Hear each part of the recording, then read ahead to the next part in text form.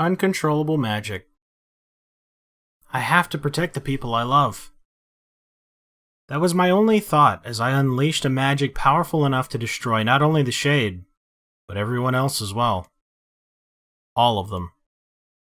So many innocent lives. Destroy. Eviscerate. Crush. Kill. These are the dark impulses that overwrite all other thoughts. As a being that was created to be a magical weapon, these are my instincts. Or maybe it's better to call them our instincts. Emil's dream, Rampage.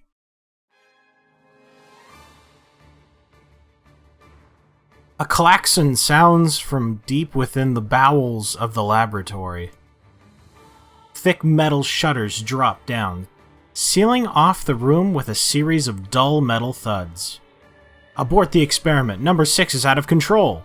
Everyone get out of here now! Get out of here!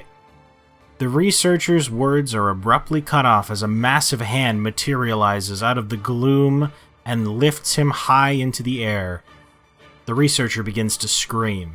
He screams and screams. The sound echoes off the walls of the laboratory until the hand squeezes down, coating the room in a deep crimson hue. The rest of his colleagues stand in silence, mouths open, unable to process what they have just seen.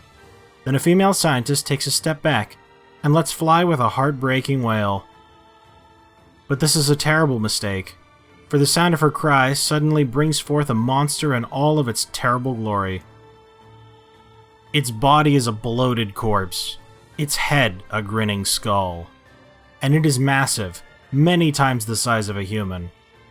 The head lolls from side to side as it tromps about the room on all fours, bringing to mind the wild maneuverings of some wretched, starving beast.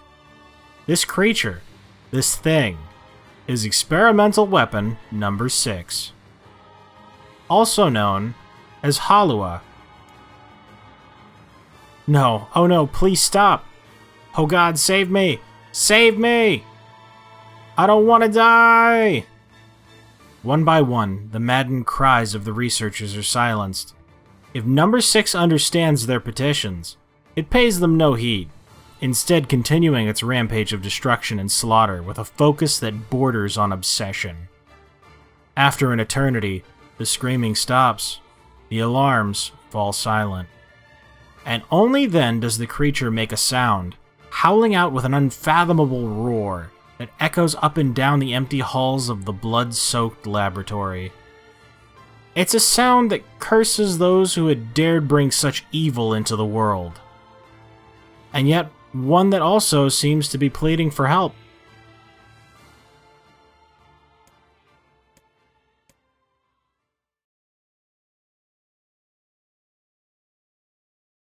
Two sets of footsteps echo in an otherwise silent corridor in the first level of the laboratory. One set belongs to a young boy, his eyes blindfolded and his hands restrained.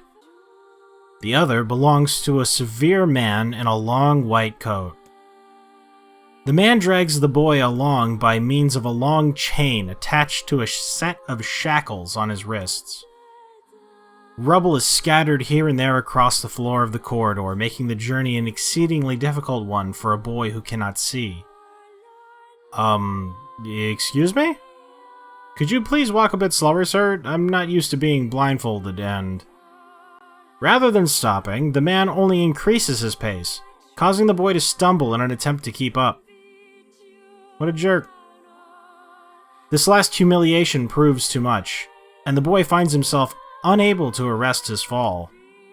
Without the ability to brace himself, he topples to the floor, smashing his head on a pile of debris and causing a trickle of blood to worm its way down his pale, frightened face.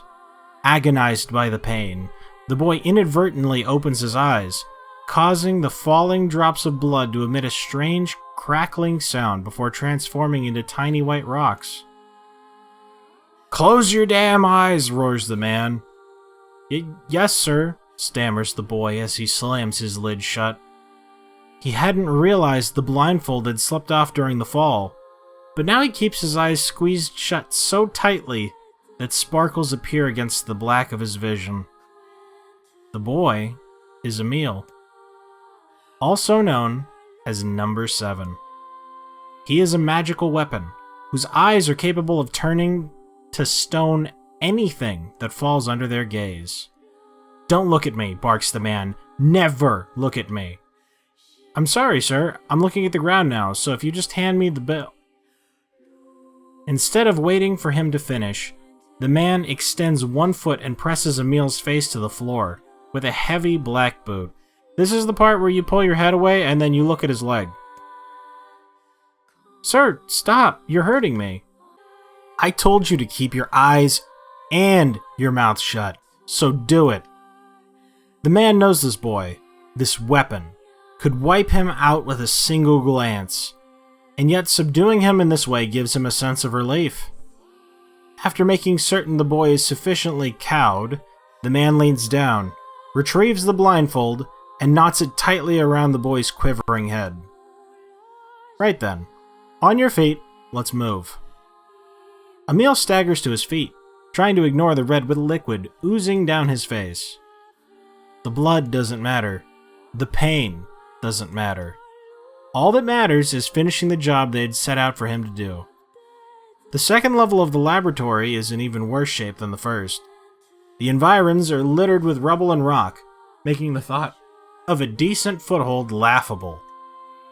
When the man's eyes linger on a section of rubble stained a deep red, he has a sudden image of warm, gooey brownies slathered in a strawberry sauce. That sounds nice. His stomach lurches at the thought, but when he attempts to avert his eyes, they land on the remains of a human being, rendered into what could only be described as paste. The man blinks. His mind goes strangely blank before attempting to determine exactly how many humans had to be sacrificed to create the scattered pile of flesh around him. After a moment, his thoughts simply cease altogether, as if his mind realizes that trying to put such a thing into form is folly. You can go the rest of the way on your own," says the man in a voice much weaker than he wishes it to be. "I mean, what does it matter? You're not even human. You're a monster." With this, the man spins around and dashes back down the hall. A helpless Emil simply listens as the footsteps of his erstwhile captor fade into the distance. Emil finds himself alone in a room, with the stench of death and blood. For a moment, he considers opening his eyes, but the thought of the horrors that await him quickly squash this plan. Instead, he stands still and listens intently. Eventually, a far-off sound reaches his ears. That's the howl I heard before. Emil resumes walking, using the sound of the distant voice to guide him, almost as if it was calling him home. By the time Emil reaches the third level, he is moving on memory as much as sound. His hands and face are covered in fresh wounds from numerous falls, but every time he thinks about giving up, his mind returns to his sister. We studied together. We ate cookies together. We cried together. We laughed together. And sometimes I was the only one who got yelled at. That's why I was never lonely. Our being together allowed me to stay strong. For Emil, his sister was all he had to live for. So holding that feeling close to his chest, he presses on, one slow step after the other. Finally, Emil finds himself drawing close to a certain experimental chamber in the deepest part of the laboratory. The howl is very close now, and as he touches the switch that controls the door, he thinks about his mission. Number 6 is the ultimate weapon. She is his sister, and he must turn her to stone. The door slowly opens, revealing the massive interior of the experimentation chamber. After a few steps, Emil removes his blindfold and slowly opens his eyes. His sister lurks before him, but she looks nothing like the girl he once knew. Instead, he sees a savage beast crawling on all fours through the shredded remains of researchers. As the thing that had been his sister stops and tilts its head in Emil's direction, he focuses his gaze on it. A series of soft crunching sounds emerge from this creature as his magic does its terrible work.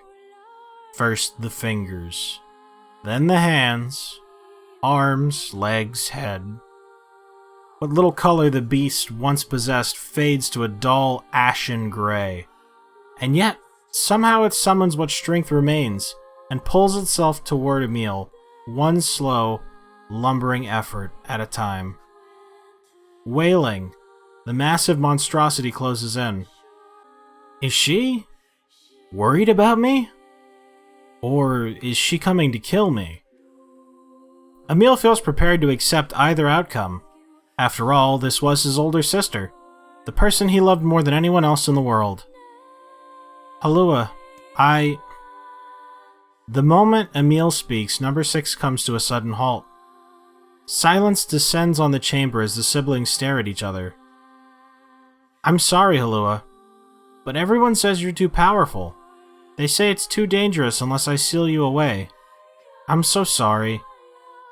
As Emil watches her body begin to turn to stone once more, number 6 simply waits in utter, perfect silence. I'm sorry. I'm sorry. I'm sorry. I'm sorry.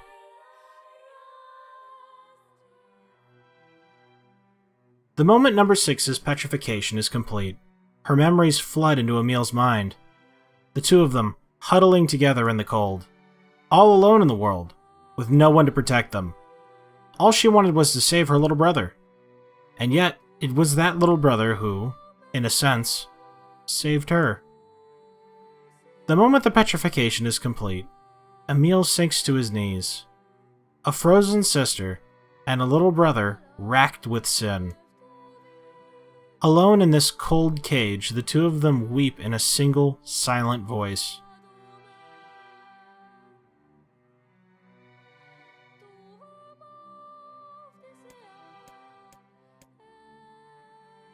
It was our combined power that destroyed the Eyrie. Whole existences, entire lives, even their memories. We took it all. We took everything. My sweet, gentle sister turned into a monster. And the same thing will happen to me, now that I have her power. If my instincts as a weapon win out and destroy me in the process, if that power ends up hurting someone I love,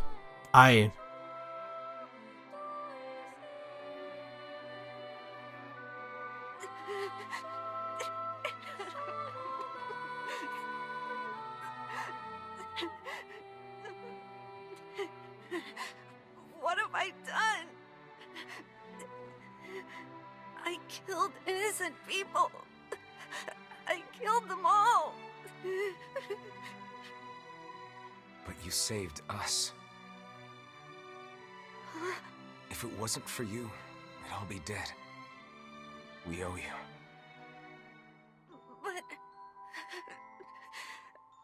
But I... It's all right.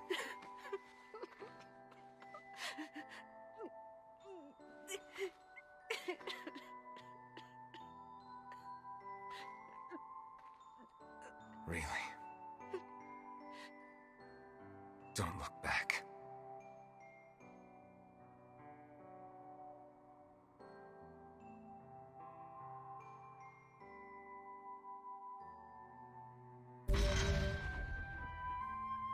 That still gives me a lot of questions.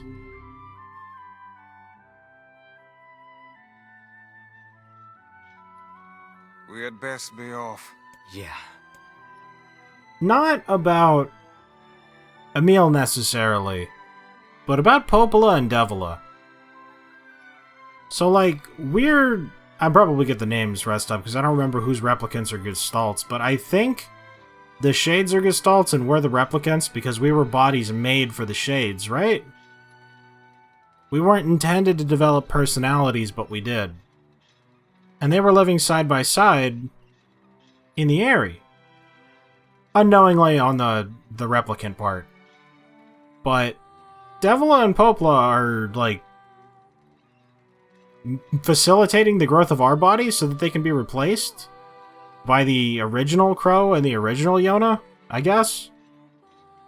Aren't they trying to save everybody else too? Why would they let us destroy Shades? Why would they send us on these missions to do this stuff? Like, obviously they had to know the area was going to get destroyed. Why aren't they protecting the Shades?